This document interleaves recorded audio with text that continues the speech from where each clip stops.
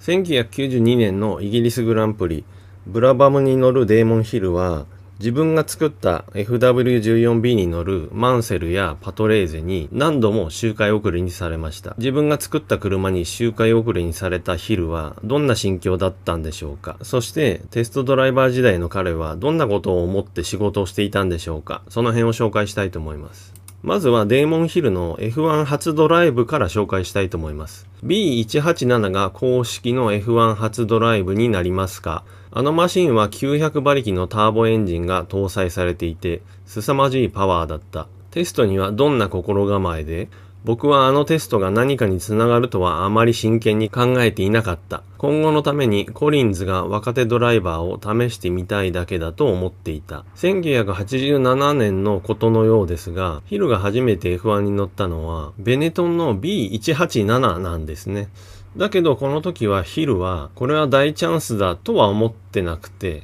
あまり真剣には考えてなかったようです。ピーター・コリンズが若手ドライバーを試してるだけだろうと捉えていました。でもチャンスが与えられたらとにかくドライブしてみるものだとね。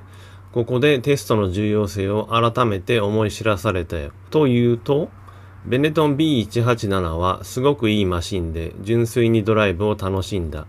F1 について多くのことを学んだし、次のチャンスにつながった。このテストドライブによってようやく F1 の世界のことが分かったという感じなんでしょう。結果を言うとこの時まあまあ早かったようなんですけども、ピーター・コリンズの評価としては、マーチン・ドネリーよりは良くて、ジョニー・ハーバートほどじゃないという評価をされたそうです。91年、ウィリアムズのテストドライバーに抜擢されたわけですね。初めて FW13B をドライブした時は、僕はおもちゃを山ほど与えられた子供のような心地だった。自分自身に言い聞かせたことをよく覚えている。とにかく仕事で来ているんだ。自分が将来ワールドチャンピオンになるかも。なんて夢物語は忘れろ。言われたことを確実にこなせ。と。91年ウィリアムズのテストドライバーに採用されて、やっとまともに F1 に乗れるようになったわけなので、当然ヒルは嬉しかったわけですね。それをおもちゃを山ほど与えられた子供のようなと言ってるわけです。なんですけど、自分自身に言い聞かせたと言ってますね。とにかく仕事で来てるんだ。チャンピオンになれるかもなんて夢物語は忘れろ。せっかく F1 に乗れたわけなので、夢を見てしまうのは自然だと思うんですけども、これはどういうことなんでしょう。テストでは正確なフィードバックが要求され、規律が最も重要な世界だと気づいていたわけですね。そういうこと、彼らは僕の楽しみのために F1 マシンをドライブさせてくれたわけじゃない。実際に全開で走ることは要求されなかった。あの時点でそんなことをしても役に立たなかった。改めてテストドライバーの難しさがここでわかります。正確なフィードバックをすることと規律が最も重要。ルール通りきちんと走る仕事をするということが重要だということなんでしょう。テストドライブというのは車に積んだ何かの機械の動作の確認だったり、周回を重ねるごとにどんな変化があるかというのを見たり、そういったことを見るために車を走らせるというテスト走行が多いんでしょう。なのでここでヒルが言ってる速さをアピールするような場所でもないし、きちんと求められた走りをする必要がある。そういうことなんだと思います。なのでチームからの要求としては速く走ってくれっていうことではないんですね。テストドライバーに求められる仕事内容とは、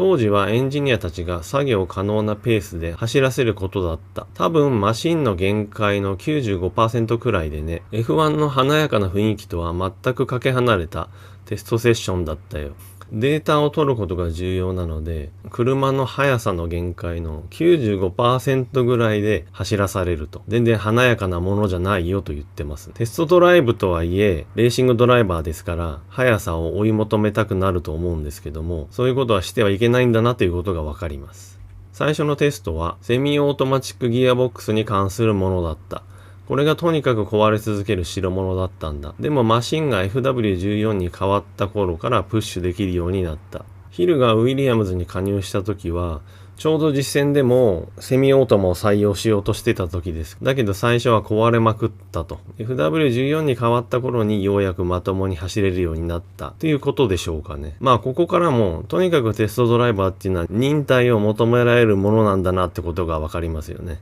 壊れたからってイライラしてたら全然仕事にならないわけです。イモラでリカルドの代わりにテストを担当した時にかなり攻めることができてね、それまではそこまでプッシュしたことがなかったんだ。すぐに僕は彼との差を1秒以内に縮められた。これで僕は自分が間違った道を進んでいないと理解できたわけだ。パトレーゼがいない時にたまたまその代わりを務めたテスト走行ではハイスピードで走ることを求められる場面があったんでしょうね。速い車に乗りながら速く走ることを許されなかったわけで、自分がどれぐらいのタイムを出せるのかっていうのが全然わかんないわけですよ。それはレーシングドライバーの本能に逆らってるというか、非常にストレスが溜まると思うんですが、ヒルはちゃんとそれを我慢してこなしてきて、で、いざ速く走っていい場面になったら、まあまあ速いタイムが出せたわけですね。92年にブラバムからグランプリデビューを果たしましたね。サンマリノ、モナコ、フランスで予選落ち、そしてシルバーストーンのレースを迎えました。観客全員がナイジェルを見に来たレースだった。金曜日になんとか26位に入って予選を突破できたんだ。92年はテストドライバーを務めながら、ブラバムのレギュラードライバーとしてレースにも参加してました。ですけども、マシンがダメだったので、予選落ちを繰り返したまま、ヒルの地元のイギリスグランプリを迎えたわけですが、その92年のイギリスグランプリは、マンセルがぶっちぎりで勝って、観客が大いに盛り上がったレースでした。そのレース、ヒルはなんとか予選を突破して26位から決勝に進めたわけですけども、4周遅れながら16位でフィニッシュ。熱狂的な観客のナイジェル騒動も目撃しましたね。僕はナイジェルのすぐ後ろでゴールしたんだけど、とにかくものすごい人の数だった。あそこから生きて脱出できるとは到底思えなかったよ。地元イギリスで16位とはいえ、ちゃんと完走したわけです。観客はみんなマンセルを応援しに来てたわけですけども、ヒルに対してもちゃんと声援は送ってくれたそうです。で、ゴール後にコースの中に観客がなだれ込んじゃったので、あそこから生きて脱出できるとは思えなかったと言っています。辛い経験だったのでは、一つだけ心の奥で感じていたことがある。それはナイジェルやリカルドがすごいスピードで僕を追い抜いていくたびに悲しい気分になったということだ。このレース1位2位を走ったマンセルとパトレーゼの車、ウィリアムズの FW14B は当然ヒルが開発した車ですから、自分が作った車にヒルは4周遅れにされました。なのでとても辛かったと思いますし、悲しい気分になったと言ってますね。まるで僕が大切にしてきたもの、魂を壊されるようだった。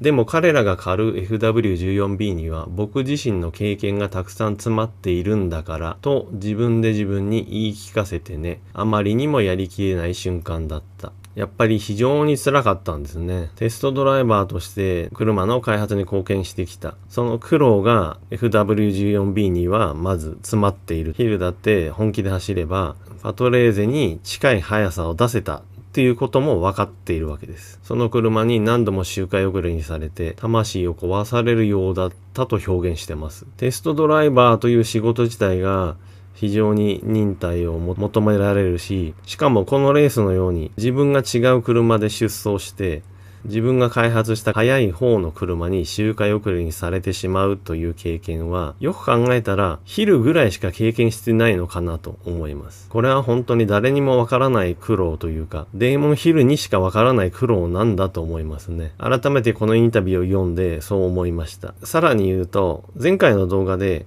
ペリー・マッカーシーがデーモン・ヒルの代わりにウィリアムズのテストドライバーを務めていたかもしれないという話をしましたが、単純な2人の速さがもし同じだったとして、こういった精神的な辛い状況を乗り越えたり、それでも諦めずにいたヒルの強さということを含めて考えると、やはりウィリアムズのドライバーにデーモン・ヒルが選ばれたのは当然のことなのかなと、それも改めて思いました。デーモンヒルのことを調べて動画を作るたびに本当にヒルに対しては頭が下がるというか、当時の自分はヒルの苦労であったりヒルの凄さというのを分かってなかったなと思います。ヒルが FW14B に周回遅れにされたというのも34年前の話なので今更というのはありますが、とにかくデーモンヒルには頭が下がります。皆さんはどのように感じましたでしょうか。何か感じるところありましたらぜひコメントで教えてください。はい。で、高評価もいつもありがとうございます。チャンネル登録されてない方いらっしゃいましたら、ぜひお願いします。はい、また次回も頑張ります。